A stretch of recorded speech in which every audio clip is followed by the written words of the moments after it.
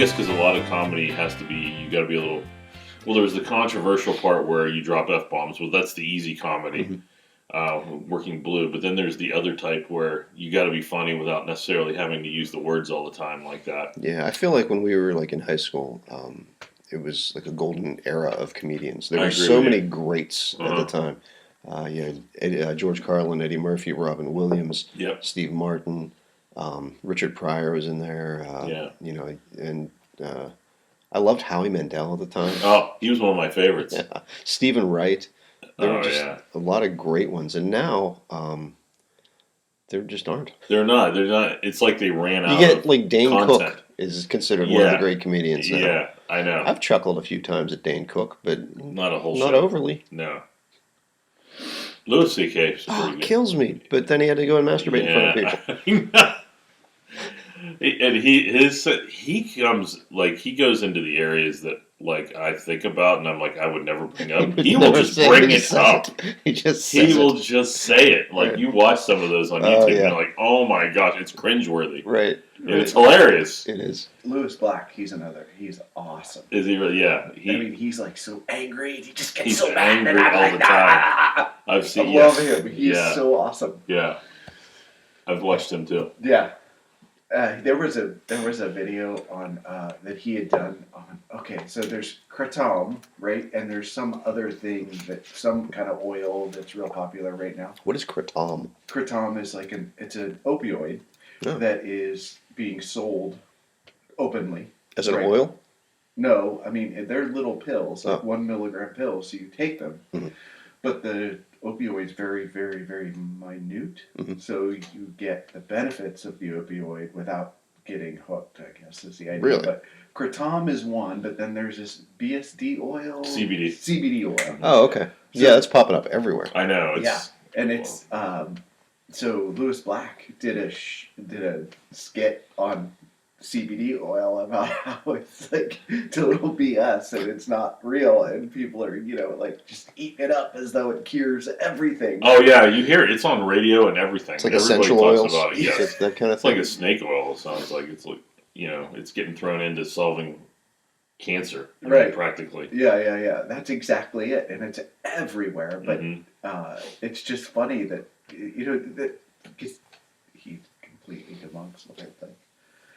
I saw a story on The Onion, something to the effect of woman heals son's broken leg with essential oils. Are you serious? I love The Onion. That's funny. Did you, along the lines of The Onion, did you see about Mad Magazine? No longer going away? That was one of my staples as a child. I read that religiously.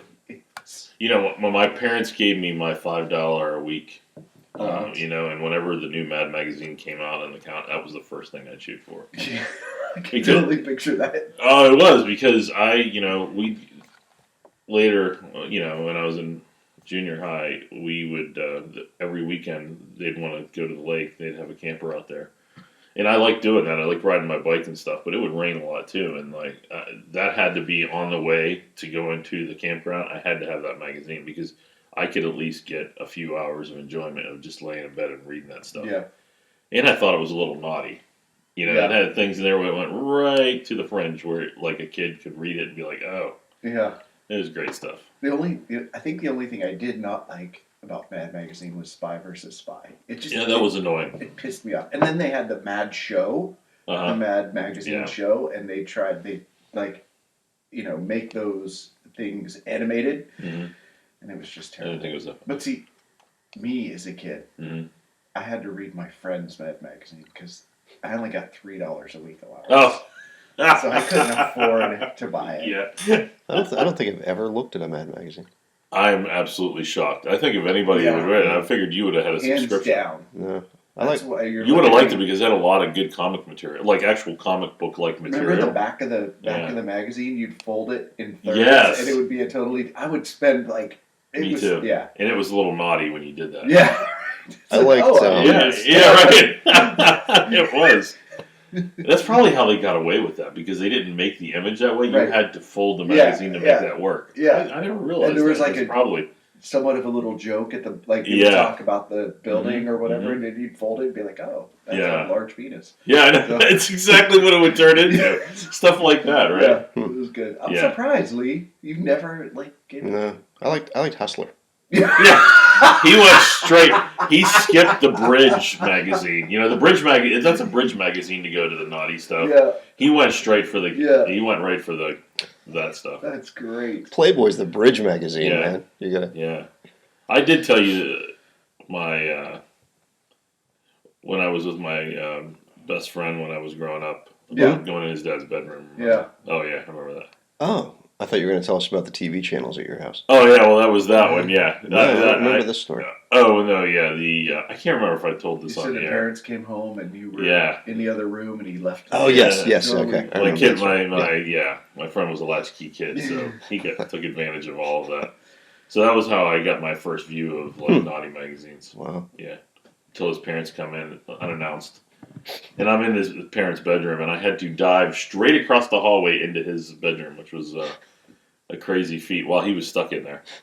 That was a lot of the antics with You my left friend. him. You abandoned a lot of. Is it the antics same with my kid? friend. Huh? Same kid. Same kid is the one that would come over to watch the satellite dish with me. Yeah, where I'd go in You the take bathroom. the remote into the bathroom and turn the Yeah. volume up. Yeah, I totally mucked with him. Oh my all the gosh. time, Yeah, Rob was a great friend. I was. I guess. I was terrible about. I love. You know, it's amazing. Like practical joking my friends. I was huge into that through college. Like really bad ones too. Yeah. And I was surprised that I never got nailed with one. Mm-hmm. Because I would be like I tell people, I'm the most gullible of anybody, and like I'd get people in these surprising. Like if they ever wanted to, they could make me look like a They never complete got you. idiot. They would never. It's get like the me. movie Tag. Did you see Tag? Oh, I didn't watch that. Was that good? Jeremy Renner's the one for the friends that play tag like Yeah. their whole lives. Like they've Yeah. been playing this game of tag for 30 years. And Jeremy Renner's the one friend who's never been tagged. Mm. So it's all about Is them that trying real? to tag him. And this is based It's off based a on true story. real guys. Yeah, it's a really funny movie too. I have to watch John that. Hamm's in it. You love John Hamm, right? Oh, I do. I love me some John Hamm. Huh. That doesn't sound like it's a very like it'd be kind of short lived. No, it's good. Like oh. No, they okay, do tag movies through over. life. John Hamm and Ed Helms. What and do you mean Jeremy Renner. tag? Is that like a Tag, secret like- word? Like No, tag. No, literally touching them, and then they're it. So as kids, they start playing tag, Yeah. but they play it all the time, Yeah. Yeah. and they just never stop playing. So once a year, as adults, there's like an open season, and your friends can show up anywhere to tag you. Like the guys have all gotten jobs and moved to different parts of the country, and they keep the game going, and you never know when your friend's going to pop up and tag you. Chirp, chirp, chirp. No, it's- chirp. Oh, it looks funny. Really cool. Like I'm wondering what sort of like movie producer read that script and was like, "Oh, I want to do that." Yeah. I don't know. but I they think did it a good actually job has with a sad and happy type feel to it, right? Because they do it through real life events too. Is right, like things funerals going on, and funerals weddings, and stuff. yeah. Yeah. They're playing tag. Okay.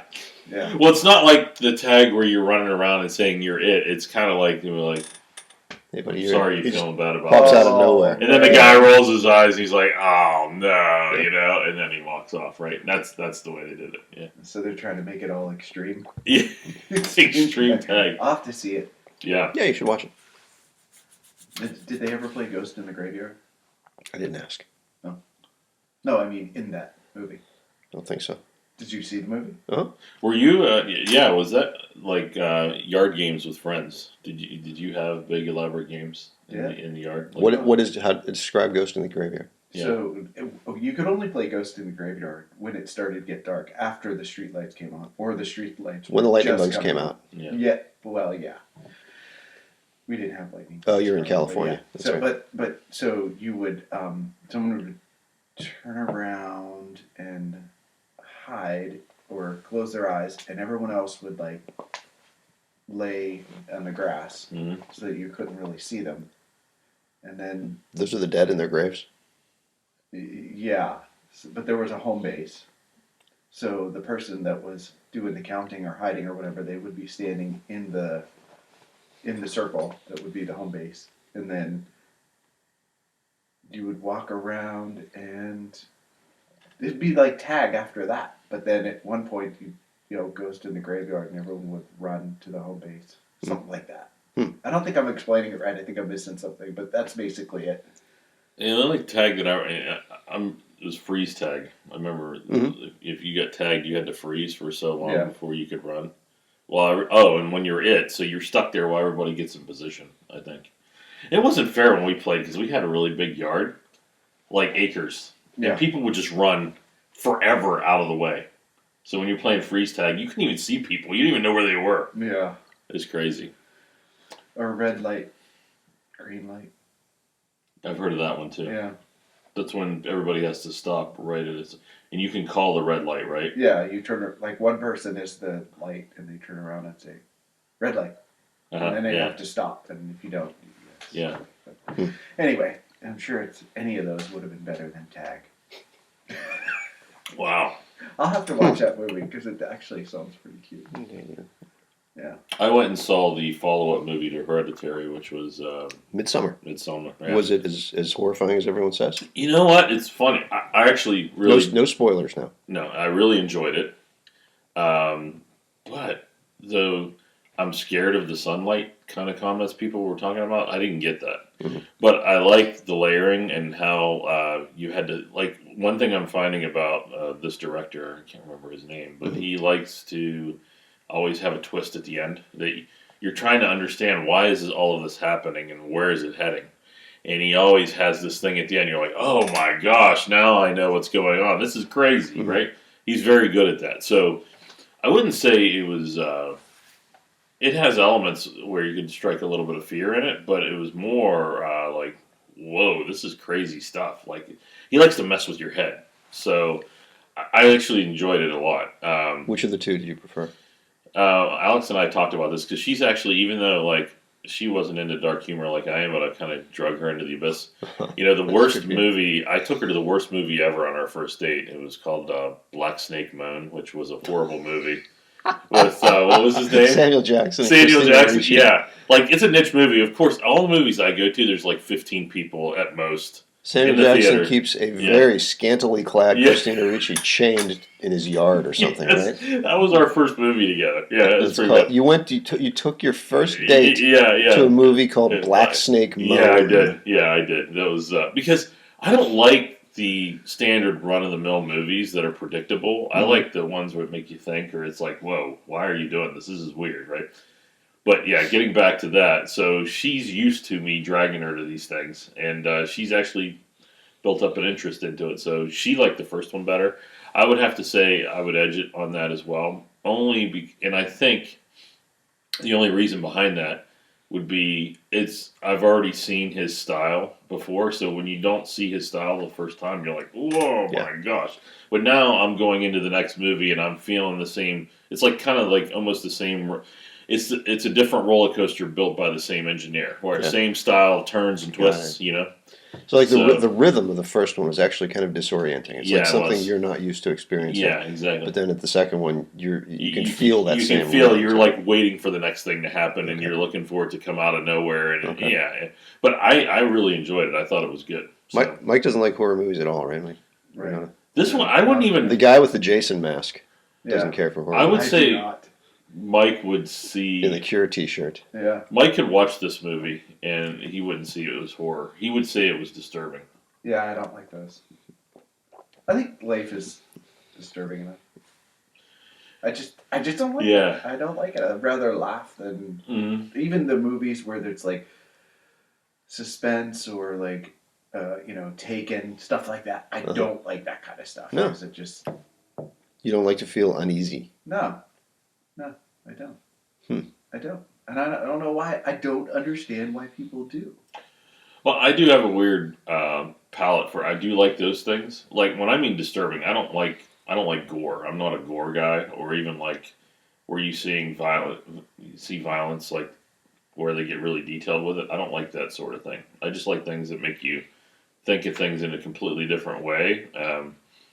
But I also have an interest in dramas where it's just about family and they're going through crisis and everything like that, and then they love each other. Those are the sappy ones. Yeah. I got a weird interest in movies. So I could go sit. I love a drama. I can go watch a good drama about a family or something like that too. So I do have that soppy part of me too. Yeah. So. I'd rather watch a Grand Canyon Do you guys remember that movie? Kevin Kline. Yeah. Yeah. I'd rather watch something like that. I like that movie. Yeah, Yeah, that was a good great. movie. I Yeah, I love like stuff that, like that. he was a big Roberto Clemente fan because Yes. the angel possibly that saved his life had a pirate's hat. Right? Yep. Oh yeah, that's right. Yeah, I like stuff like that too. Mm-hmm. So I'll go see things like that. Yeah. Whatever. Yeah. Well, thanks for piercing my I'm balloon. sorry, boss. You know. Yeah, that's what terrible. Am I gonna do? It is what it is. I hate that comment. Not because you It said is what it is. Yeah, because it's such a That's a cop big out. Mike Tomlinism. Yeah, I can't stand when people say that Standard because is it's the like standard. I'm not going to break this down anymore. I don't know why it's the way it is. I'm just going to It is throw what this it in is. there so we can just end the comment. Hey, Rob. You be you. Yeah. Oh yeah. Yeah. You be You you. be it. Yeah, I am. I'm being me. So get the hell out. Is that coffee farm to table, Rob? Yeah. Oh my God. Yeah, but I mean, how much more could you speak to reality than simply saying it is what it is? Isn't that true? I mean, that's the bottom line, right? I guess it is, but it's I don't know. It's I'm taking something very complicated and you're just throwing that simple word into it, and I almost feel like you're saying I don't know. I like breaking things down, right? Like, but yeah, when you say it is what it is, it's like, well, you know what? I'm just going to deal with it. It's fine. Yeah. It's kind of what it is. What is it? The cow's out of the barn? What is that one? I don't know that It's one. already done. It's already What's done. done is done. Oh Is it yeah, the that's cows true. out of Isn't it a barn? horse? The horse is out of the barn. The Yeah. horse is out of the cow. The horse is Yeah. in the cow. The cow ate the horse. There was an old lady. Yeah. I see the one that what's the you know how people you know what really annoys me is people that put up their things and I'm sorry if any of the one person that could be listening to us, if you have stickers on the back of your car that highlight like in some indirect way what type of family structure you have, whether you Uh-huh. have, Oh, the stick people. yes, oh my gosh, Yeah. I saw a hilarious one the other day where it said our T-Rex loved your stick family, your stick figure. No, it just said your stick figure family was delicious, and it just shows a T-Rex eating all the stick Uh-huh. figure. Yeah, I thought that was pretty funny. yeah. I've seen ones like that too. But Like it's so annoying.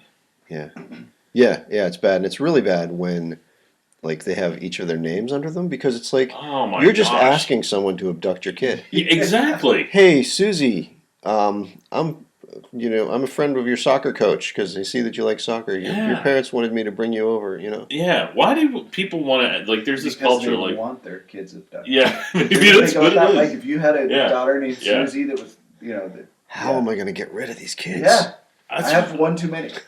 I can never understand why people like. It's like the Facebook culture that annoys me. It's like, hey, look at me, I'm this. I'm labeling myself and my family as this, and I want you to know about That's it. what it is. Yeah. And I'm like, who cares? Yeah. I don't care that you like baseball. It's showing good off. for you. Right. I mean, or the one No, that. it's a tough Do you ever get behind like the Disney people? Oh yeah. They have the Disney stick figures. They have the Disney Yeah. thing on their antenna. Gosh. It's just all Disneyed out. That Yeah. just I won't talk to people like you know what maybe that's a good way for me to get people to avoid me. I should maybe that's You what should. people maybe they're smarter than I am Yeah, and they're like yeah. how can I make this car so annoying that people won't want to come up Yeah, to me yeah. because Stick figure. when Yeah. I look at that I'm like ew like I don't Yeah. want to have anything to do with them it's terrible. And we had a boss before that was really into Disney. I'm not going to mention his name, Uh-huh. but he was kind of big and he was Greek. I'm Yeah. just going to say that. Oh god. So he would go every year, and he actually had the Mickey Mouse thing on his antenna. Yeah. It was just, I couldn't stand it. I think it's a hey, come talk to me about So, MLM, multi-level marketing. You've heard of those things? Yeah. Like, come talk to me about you know the one I my hate, kid. the one I hate the worst, Oh. and I feel bad for the kid because I'm sure most kids don't like it. Is when I'm a proud parent of a Yeah. middle school honor roll student at so and so middle school or Yeah. whatever. I'm like, okay, do you want your kid to be beat up? I mean, it's like you pull up. I mean, there actually was.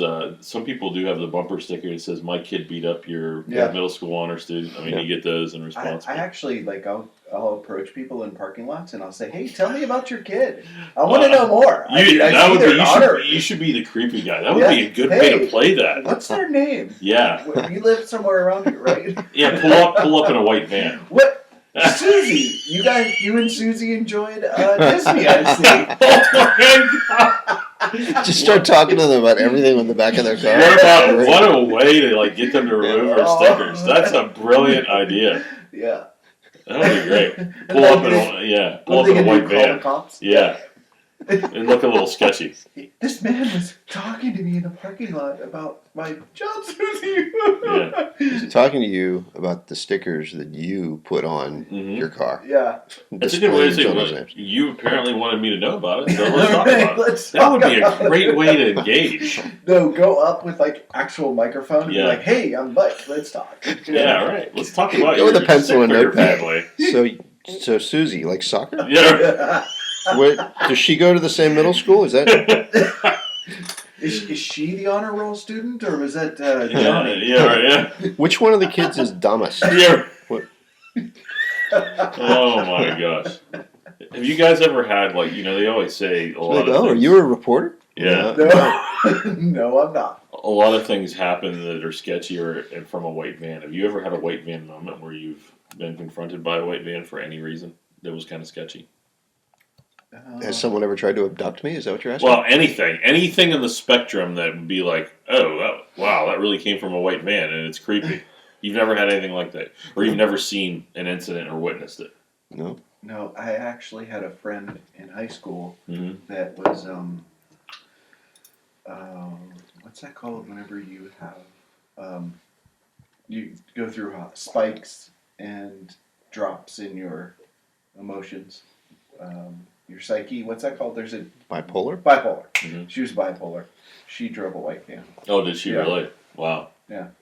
I had one white van moment. It was in D.C. I was driving on the highway, and I was going like 50 miles an hour. Okay, this guy. That doesn't surprise me about you, bro. Yeah, 50 on the highway. Well, it was in traffic. Yeah. Oh. And this guy was zooming past me in a white van, and those cargo vans, those doors double open, right? The doors open, and he's screaming at me. There's a guy standing in the back screaming at me, asking me if I want speakers. Like, I think they were hot. Yeah, he's like, "You want some speakers?" Like, he's driving by asking people while he's flying by. You've never had that moment? You've never had? No. Come on, you're from California. Did you ever? If I did, I don't remember. You never bought like Harman Kardon speakers, and you're like, I couldn't believe I got these for $10. No. And then the boxes are full of rocks, right? No, you're a liar. You never bought anything hot. I didn't have $10. You didn't buy anything. I didn't have $10. You never bought anything that you thought was hot? No? Me? No. Yeah. No. I can't think of any time that I did anything like that. No. I've had my bike stolen once. Does that matter? And then sold back to you? Probably, yeah. Wow, yeah. Oh, man, that has to be a kick in the pants. It was. Being a kid and having your bike stolen? Yep. That's terrible. Yeah. From your yard, or were you out somewhere? I was out somewhere. Oh, no. Yeah, and I just got it. Did you walk back? Oh, man. I went home and got my other bike. Okay. Oh, jeez. My other bike and my nightstick, and I was driving around looking for the kids. Yeah. They would have kicked my ass and taken that bike too. Who am I kidding? And my nightstick. I'm sure your family got on you for leaving your bike out in the front yard. Oh, right? I got in trouble for it, yeah. You're like, see what happens? Yeah. When you don't put your bike away before we go somewhere? Yeah. I don't, because they probably had the argument with you before you left. Mike, you better get that bike inside. No, it's fine. We're just going to Ponderosa or wherever we're going to eat. We'll be right back. It's not a big deal. No, I was at the store. Okay. I had gone into the store. Did they forewarn you to put the bike away before you? The bike was at the store with him. Oh. Yeah. You rode the bike at the store. To the store, yeah. Did they buy you a bike lock that they expected you to put on? No, we didn't carry bike locks. You didn't have bike locks? No. You didn't wear a helmet either, did you? Oh, dude, they didn't even have helmets then. No. You used to get beat up if you wore a helmet. You remember? Oh Like, my look gosh, at the yes. goofy kid with the helmet There on was his a bike. kid. Yeah. There was a kid that actually they did have helmets, and I'll tell you why now. Because there was a kid that went to my elementary school Yeah. that had gotten into a fight with somebody, and they hit them in the head with bicycle forks. Without a tire in them. Bicycle forks, and it had gone into their head, so they had to wear a bicycle helmet, which is kind of ironic Yeah. for like years. Yeah. Wow. We just watched Stranger Things. Do you guys watch Stranger Things I on binge Netflix? watched the whole thing. You saw it already? Yeah, I did. Okay, of all the unbelievable, You would like weird, that show, supernatural things that happened in this show, Yeah. the thing that ruined the plausibility of it for me this last season, What? this is taking place like in the 80s, right? Early Right. 80s. That's why you would love the show. Mike. Oh, I It's saw really the good. first season. They all pile into the car, Uh-huh. and Nancy's driving. She turns around to the kids and goes, "Seatbelts." Oh yeah, Nobody wore wore seatbelts Yeah, ever. you're right. No, Nobody thought about seatbelts. No, that was No. garbage, man. that is true. On long trips, my parents have a big car that we would drive to visit family, like in Kentucky. I would let you know how you have that little you have the windows are so big that there's that little step thing you have before the seat starts behind the window. Yeah. I would lay up in there. Oh, yeah. You know? yeah. Or I'd lay on the floor. Yeah, I yeah. was like all over the place. Used to man. ride the back of the pickup truck. Oh So yeah. the woman in Illinois, I think, recently just got Yeah. arrested because she went somewhere and Yeah. got an inflatable swimming pool, Yeah. fully inflated. Put her I on the can roof only of her imagine. car. Didn't secure it. Uh-huh. Had her 2 daughters sit in it to hold it down and drove it home. You have got Oh to be kidding my me. gosh. No. She doesn't She has even to be understand the basic dumbest- physical laws at Dumbest all. person on the planet. Honestly. No, I Like, saw her you stop- mugshot. She's like, Wow. And no, she was just trying to be a good mom too. yeah, she's getting a Getting pool them for a her pool. kids. Oh Wow. my God. And Come it on. wasn't even. It was inflatable. Or It was inflated. inflated. She went and got the pool, inflated it, or got it inflated. Yeah, loaded it, and it hung over the sides of her car. It was too big for the roof of her car. That is absolutely No hilarious. rope, nothing, just her kids. Did you see the cop like double taking one of those cars driving by? Oh, my What God. the? I just can't even imagine what his or her reaction would be looking at that going down the road. Well, Is it what? Is there? I bet he had to pause just for a minute and say, "Is this really happening?" Or Hopefully, part of her punishment is Yeah. going to be taking a physics class. yeah, exactly. I was going Oh. to say. Well, the kids were okay. She got home or pulled the road. They stopped her before anything my happened. That could gosh. have been just tragic. was she drunk? No, I don't know. I don't think so. Because that seems like a drunk person logic thing. It does. Like, Sounds you like know, a 2 drunk person. Like, Yeah. Jerry, you sit in the pool to hold it down on the roof. Mom, Okay. Mom, how are we gonna get the pool home? Well, just put it on the roof. But Mom, it'll fly off. She's like, dang, I don't want to have to reinflate this thing. Yeah. Just sit in it. Well, have you ever had a situation where you never thought about the size of your car and you went and bought something and you're Surely. like, "Oh crap, Plywood this or isn't gonna fit." 2x4 or something. Yeah, and you're like, you have to. How am I gonna get this thing home? I've run into a couple of those situations. Well, I think, what did I bring? I brought 6 chairs home in my car, my Uh-huh. tiny car. Yeah. I took a picture of it because it was like, Oh yeah. Yeah. How did you? Oh, did you have to debox them to get them in I there? had to debox them, tie them Yeah. to the roof, put them in the back, put Oh, them in the yeah. passenger seat, like all the way around the car. It's But a lot of work. yeah, it was worth it though, because it was like $350 for delivery. I'm like, Hmm. no, I'll put that pool on the roof and my kid in Yeah. the pool. Can you imagine? Well, if it's inflatable, I can imagine the windage has to. The pool Sure. itself probably was lifting up a little bit on the front or wherever it was hanging on the front. I can't imagine that it didn't take off. She must have only been driving like 2 miles an hour. Oh, I bet maybe with the hazards on or something. I don't know. She was being responsible. That's right. So, wow, we just talked about a lot of random crap, haven't we? Yes. You know, it reminded. Just like our prior 40 episodes. The what? Just like our previous Oh 40 yeah, episodes. exactly. Yeah. We touched on last week Jordan Peterson. Oh yeah, that's right. I dove head in. I dove in head first on his podcast, and I also listened to the Bishop Barron, Jordan Peterson Mhm. interview, which was fascinating. Oh, he actually interviewed him? Oh yeah, well it was the other way around. Peterson had Barron there, Okay. and I've that heard was- Barron talk about Peterson. I didn't Yeah. realize they actually spoke to him. Yeah, and then there's that as That well. would be There's the fascinating. It was very, very good. I highly recommend it. And Is you that can on- get that on the Bishop Barron podcast? Or, It's Word on on Jordan. Fire? It's on Jordan Peterson's. okay. Jordan Peterson's just came out 3 weeks ago, and Word on Fire put their podcast out around the same time that Jordan Peterson went on, which was the 30-minute explanation around Jordan Peterson. I know your son is a fan of Jordan Yeah, Zach Peterson. just got his book. Oh yeah, The 12 something. Yeah. I can tell you. To living right or something like that. Right. Yeah. I can see why people are fascinated by him. You know what he does is he's a psychotherapist, and he has his PhD in that. He used to teach class in that.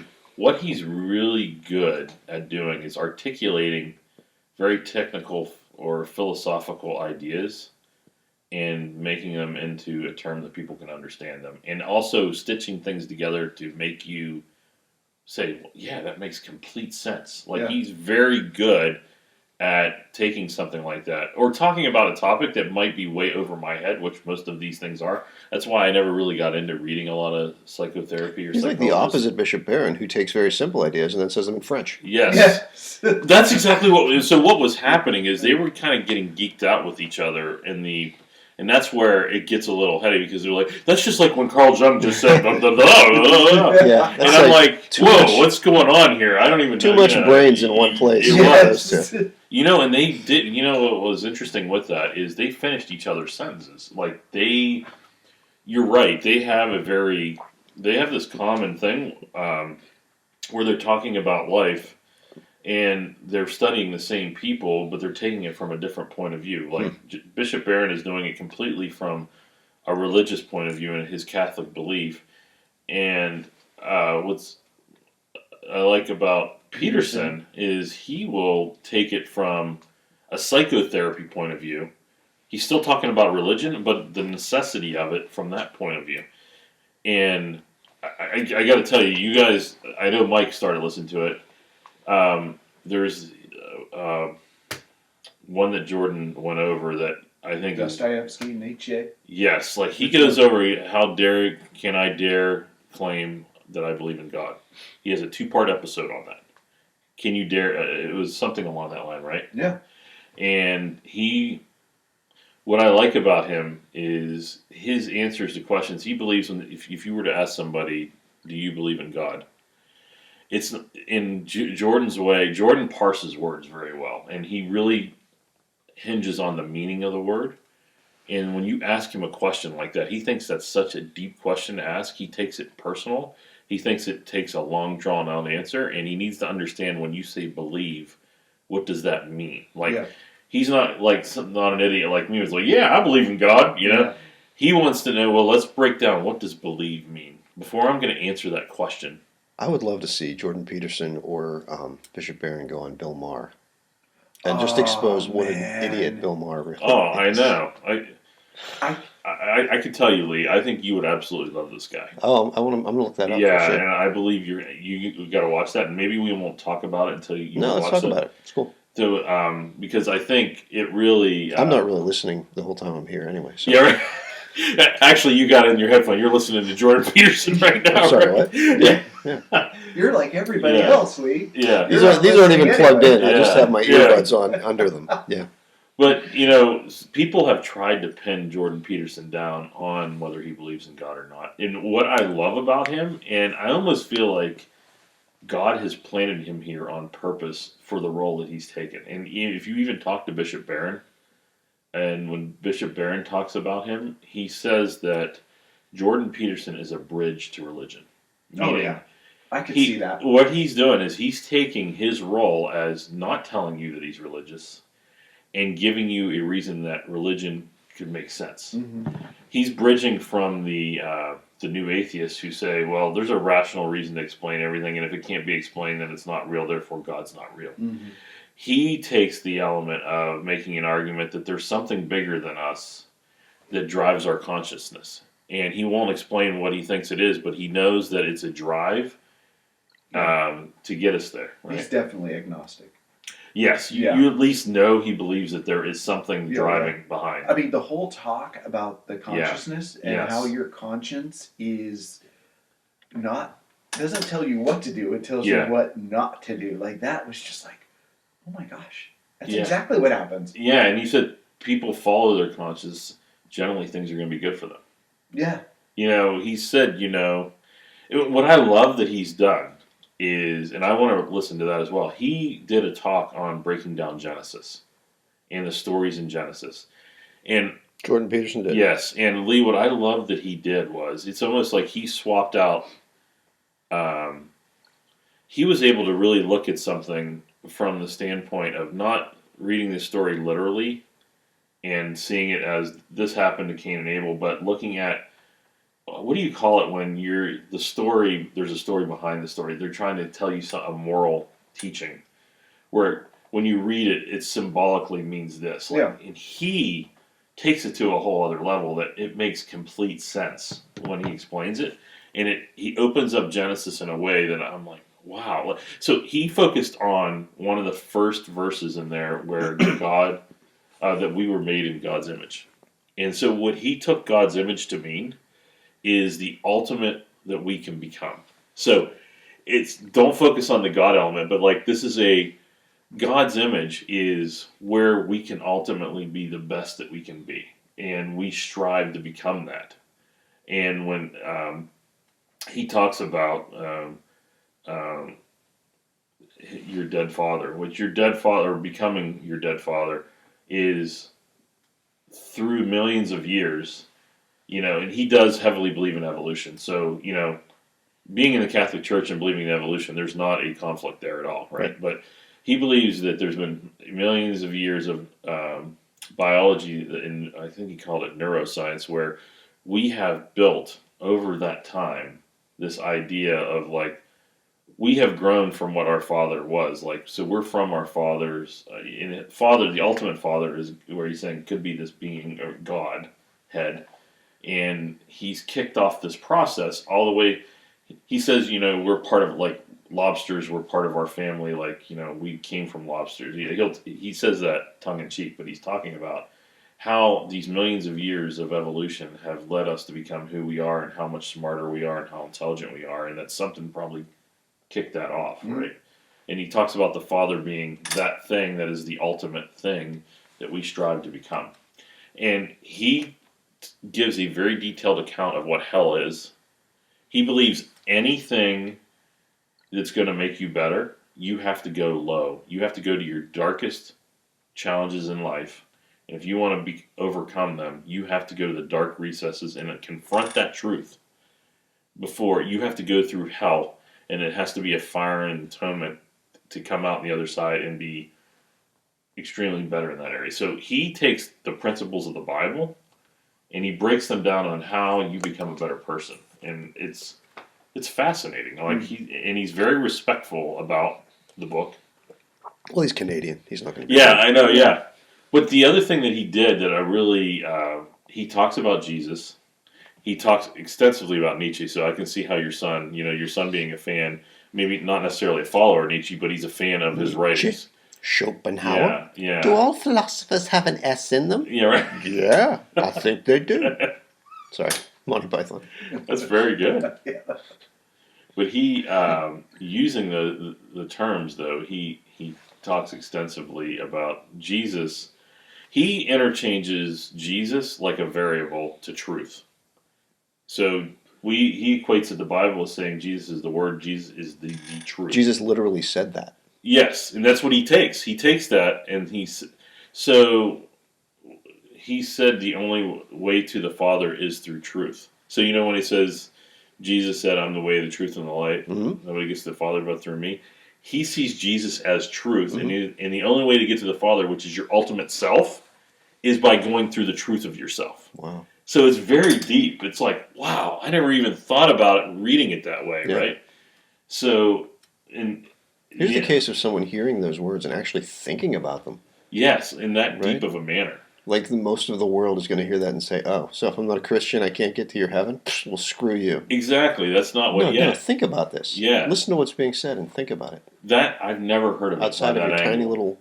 Yeah, your tiny little brain. Yeah. Yeah. Well, that would be me. Like, I never thought... Like, he makes you think of things in a completely different way. But the other part that he took, he said... And this is where Bishop Barron and him agreed heavily. I guess Lee and Mike, you might know about this. There was this whole period of time through the Catholic Church, this Rogers era, as they called it, where Rogers was somebody high in the church that believed we had to take hell out of the talk. And the fire and brimstone had to be out of the talk. And it had to be mostly God is love, and it's nothing but love. There's no justice. And he said that's what really broke out the church, and it really broke down on the moral framework of what our job was. Like, there can't be love without justice. And where he was getting to is, as a friend, if you don't have a real friend for you, would be somebody that came to you and they saw that you were doing something wrong, and out of love, they're like, dude, you're jacked up. You need to totally clean that up. That's somebody who loves you. You've really gotten fat. Yeah, exactly. Yeah, and I'm worried that you're going to die of a heart attack, right? But you're not saying it to be a dick. You're saying it out of you care about that person. And he said, as a church, like, and that's where Bishop Barron came in. He says we've turned away from that. Where when somebody comes in, all we do is hug them out and say, "We love you. We accept you." But we don't have the other part. What's going on? You broke your marriage because you were having an affair? That was nuts. You just ruined your family. What are you going to do about it? Like you say, that's the part that's missing, right? There's not the counterbalance of you really love somebody and you're afraid they're going to die or something's going to happen to them. You're going to tell them straight that things are wrong and you need to clean it up, right? That's what Father Mike talks about with the transgender issue. Yeah. That people just want to be accepted as they are. Yes. And he's like, that's not loving them. Loving them is trying to help them. Exactly. Yeah. And that's not judging them. Yeah. But, letting them know that you love them and trying to get to the bottom of what their issue is. Yes. And so Jordan Peterson takes that exact same bend. And as a psychotherapist, they talk about that was his role, that he said his love of a person that he was working with was taking the opposite bend of their challenge and standing with them and pointing out the problem and attacking the problem on what's happening and not just trying to be, oh, it's okay, you're generally good. You just need to accept yourself. He said when we got to this point where we're like, you know what, all people are good in general, he said that was a terrible concept for us to come up because he said, we're not good. No, he says if you look through history, we're capable of doing extremely bad things. Oh, yeah. Folks are basically decent. Yeah, Conventional wisdom would say. Well, we read about the exceptions in the papers every day. Was that like... It's Rush. Wow, dude. Pulled that out. But yeah, I mean, I got really excited listening to him. In fact, I listened to his first broadcast for about 4 times because I'd get pulled away to do something, but it was so gripping for me to listen to him break down things in a way that I've never heard it. So I can see why young people are attracted to him. Yeah. He's very good. And you know what I like the way he speaks. Yeah, he's very good. He'll say something like, the conversation, I don't know if anything good came out of the conversation. Nothing bad came out of the conversation. Yes, that's what he says. I like the way he does that. Yeah, he's very good. In that podcast you recommended to me, Rob, he talked about Dostoevsky's Crime and Punishment, and how through the book. I'm going to ruin it for you, Lee. Sorry. It's one of Zach's favorite books. Oh, is it? Yeah. Okay, then he committed the perfect crime, and his and he was justified for it, right? Like apparently he had every good reason to do it. Yeah, like he should have been. He should have felt justice, and instead, doing the capital crime that he did, it eventually ate away at his, and it was his conscience, and that's one of the things that Jordan Peterson was talking about, was proving that there is an existential power that is driving the lowest level, the base of our humanity. So, like, very good way to say it. That was good.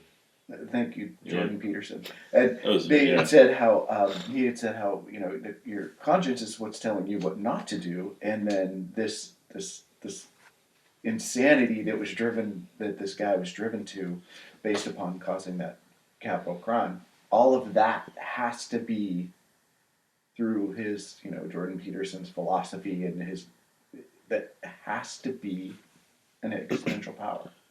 Yeah. Which says, like, there's God right there. And this guy is not a Christian. He doesn't tell you what he is. I mean, he argues Nietzsche. He uses Nietzsche's argument and said the only Christian there was Christ himself. The only true Christian. Mm-hmm. Meaning, he fully, and that goes full circle to what he says when you say, I believe in God.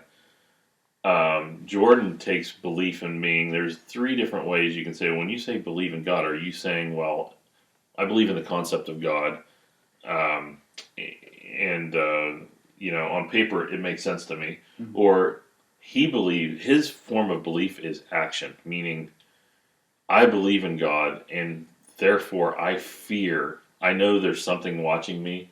He's watching me, and he's watching everything that I'm doing, and he's exposing all of my sins. Therefore, I'm going to cower and be so ultimately focused on making myself better in his image. And I'm going to really fear God. And he said, you can't find a person that, it's hard to find somebody like that. He said, so I'm not cowering. I am fearful of what I'm doing. I believe in those concepts. So he says, I in my actions, I work like I do believe in God. Like, so all of my works that I'm doing is like I do believe, but I can't say I believe, because if I did, I'd be prostrate all the time. I would be doing nothing but focusing on that. Worshipping and fear and And he said that the Catholic Christian teachings, and mostly the Catholic way, he says if you follow it to the letter, is so difficult and so challenging and such an ultimate goal. He said it almost feels like it's inconceivable that you can do it. Service. Yeah. It's like it's almost impossible to follow through. Can't you even take that theory and put it toward why God doesn't fully reveal himself to us? Because then that's all we would be doing. Yes. We would be unable to do anything other than fall down and worship him if he completely showed himself to us. So that's sort of an answer to the question, why is God hidden? Why do bad things happen? Right. Well, because God can't fully reveal himself to us, otherwise we'd be exactly unable to. That's kind of where he was heading with it. So I almost look at Jordan Peterson from, if I wanted to say a high level story and theme, I almost feel he's like the John the Baptist of our time. What I mean by that is he's preparing the way for people to come back to a belief in God. Like he's out in the front. Wow. Well, he's a bridge. Yeah. That's what, Bishop Barron says. He's a bridge where when you have all these new atheists that are pushing that, there's no God, there's only you, and you can only pull yourself up and pull yourself out. So just let's be real. To somebody that completely disagrees with that point of view and explains why it's not valid. Mm-hmm. So he's building like a seeker path for young people that all they've been preached to in college, or what they believe is, religion isn't scientific. These people, it can't be proven. Therefore, I can't follow it, right? And he builds the bridge. You can't explain it to me in 1 minute. So therefore, I'm not going to pay attention. Yes. Yeah. And back on what you were saying about, if God revealed himself to us, all we would be able to do is fall down and worship. The thing that popped into my head is the imagery in Revelations, where you've God in a throne and you have angels, constantly singing and worshiping because he's revealed himself to them. Oh, right. Do you know what I mean? Yes, yeah. So, that goes along with what? Yeah. But the talk with Bishop Barron and Jordan, one of the really interesting stories he tells, and I wish I could get the symbolism and the imagery, but did you both watch Gran Torino? Did you ever watch that? Oh, yeah, a couple times. Now, did you take a religious element out of that movie? Well, there's a priest in it. Yeah, but did you get like a symbolic thing at the end from?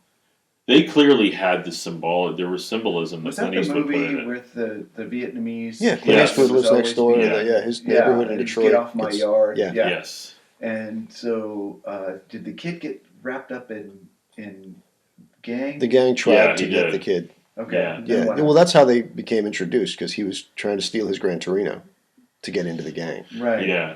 I think I got bored with it and turned it off. Really? Oh my gosh, that movie was so awesome. I don't even remember how it ended. I think did he fall in? Did Clint Eastwood fall in love with his sister? Oh my gosh, no! Oh my gosh, you're ruining it.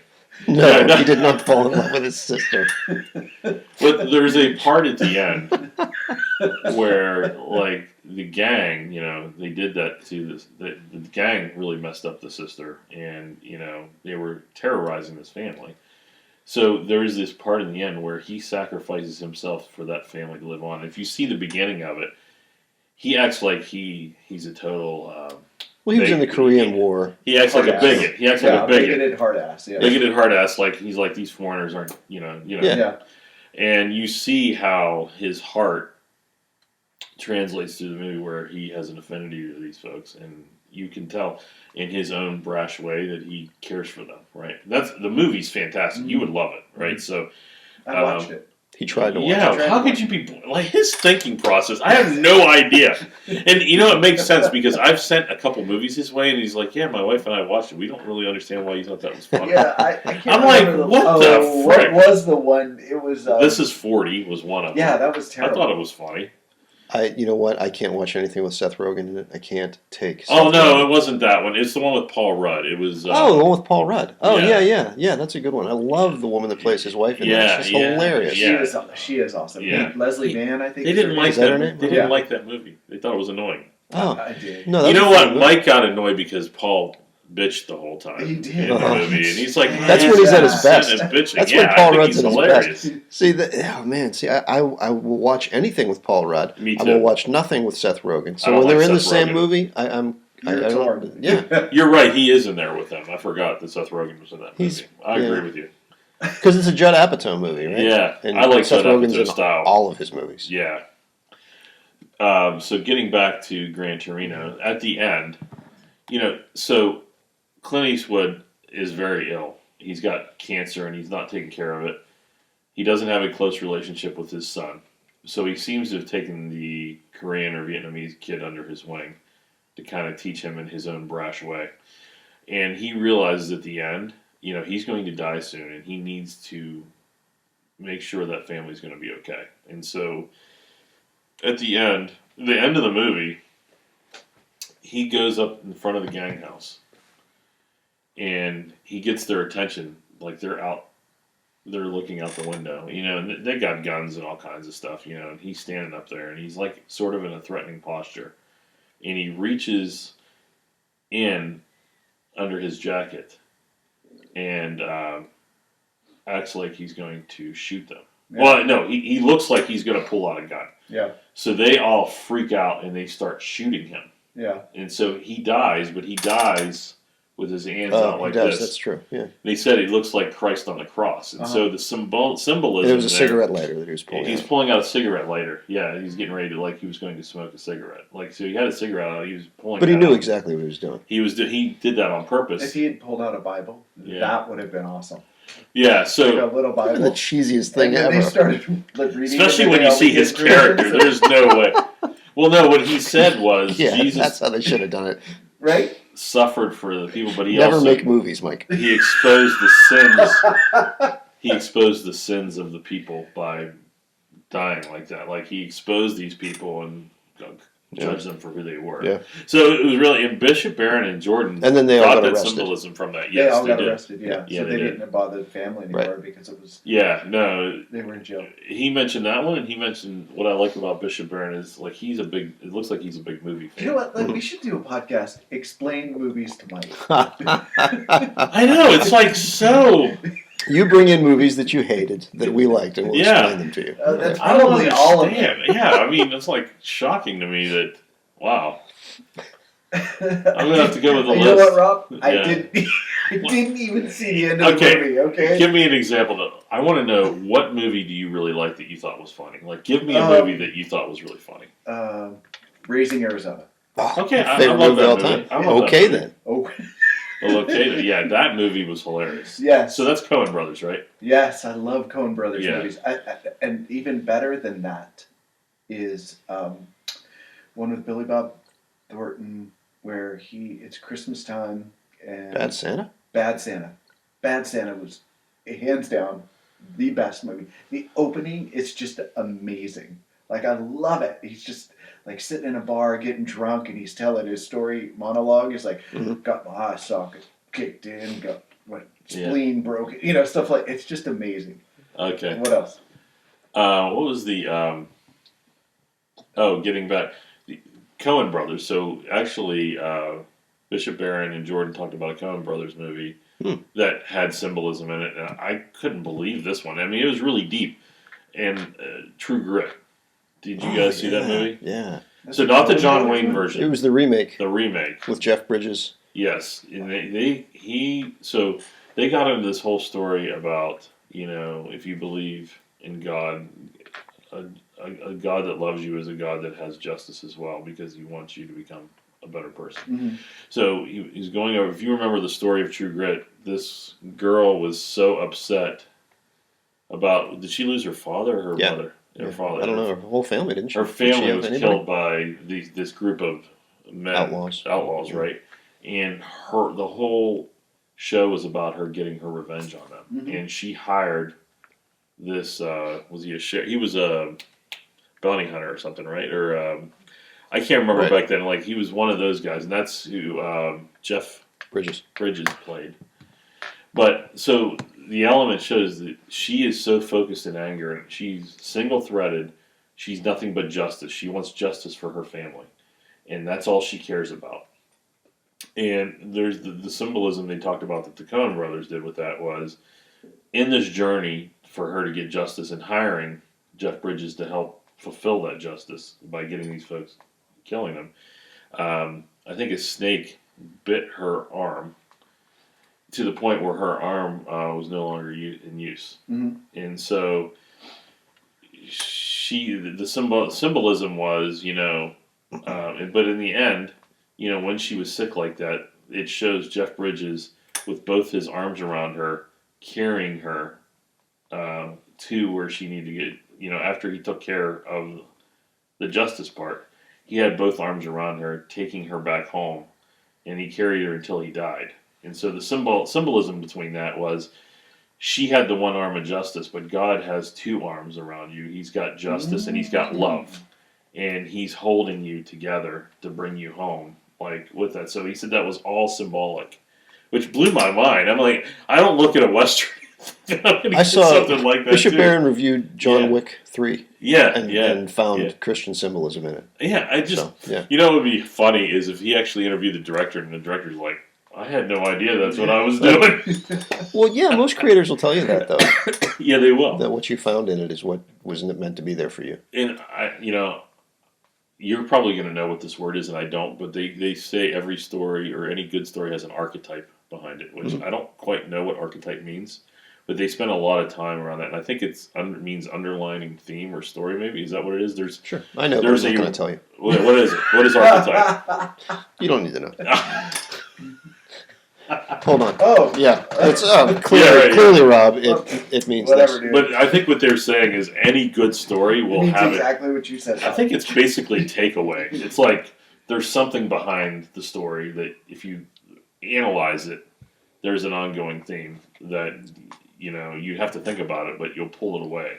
From there. So The Big Lebowski. That's another movie that I really like. See, now I love those movies. Yeah. I think that movie was great. I mean, there's so many good. Wait, there's commonality. Did you see Avengers? The last Avengers with Lebowski Thor.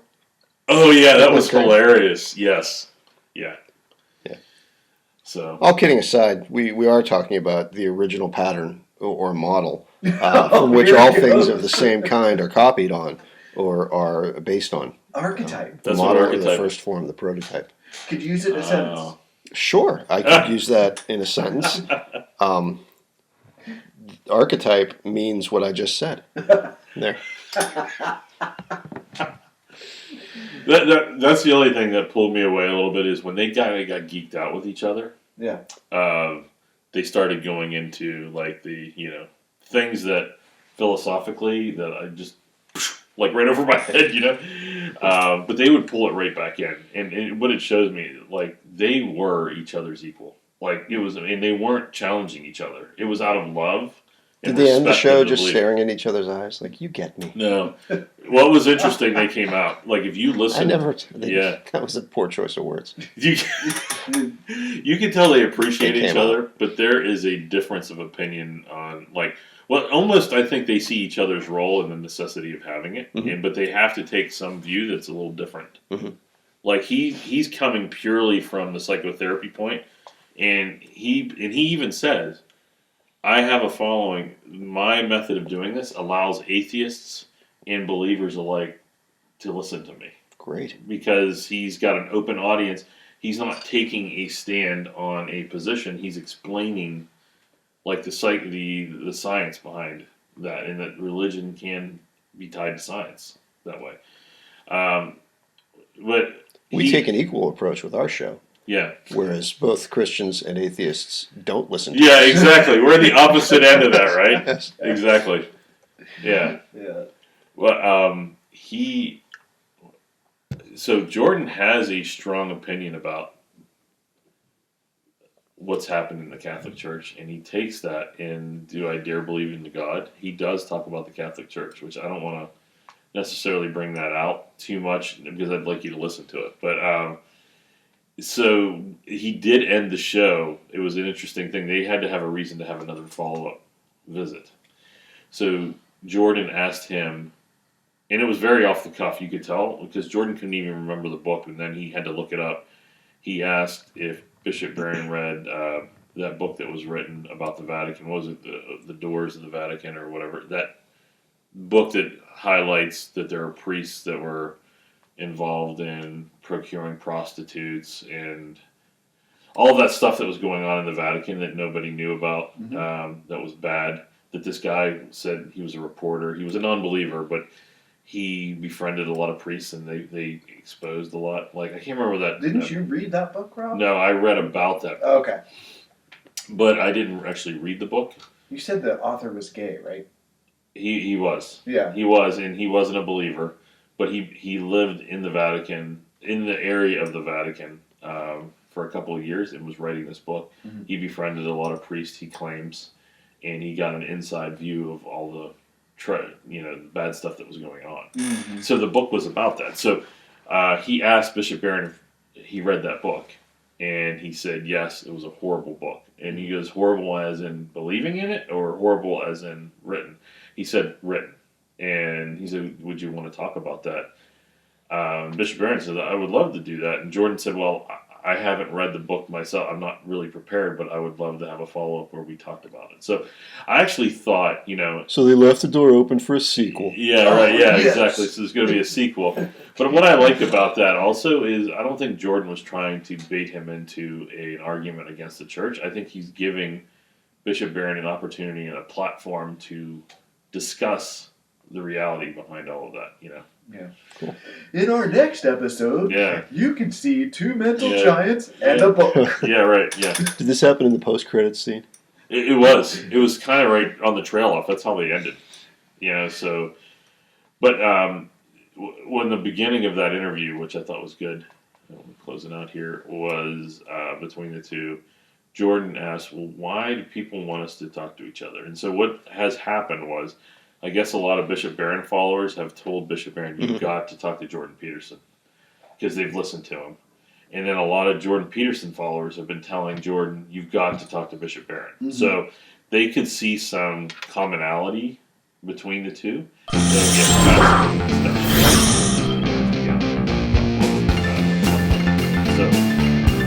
I thought it was very good. I've subscribed to the Jordan Peterson podcast. I think I just did it while we were saying. Did you really? I think you're going to really like it. That book. You say you bought it yourself. Yeah, one of his 12 steps. Yeah, he talks to his next podcast. Yeah, his podcast I'm listening to now. He's part of the first step is stand tall. Something about standing tall.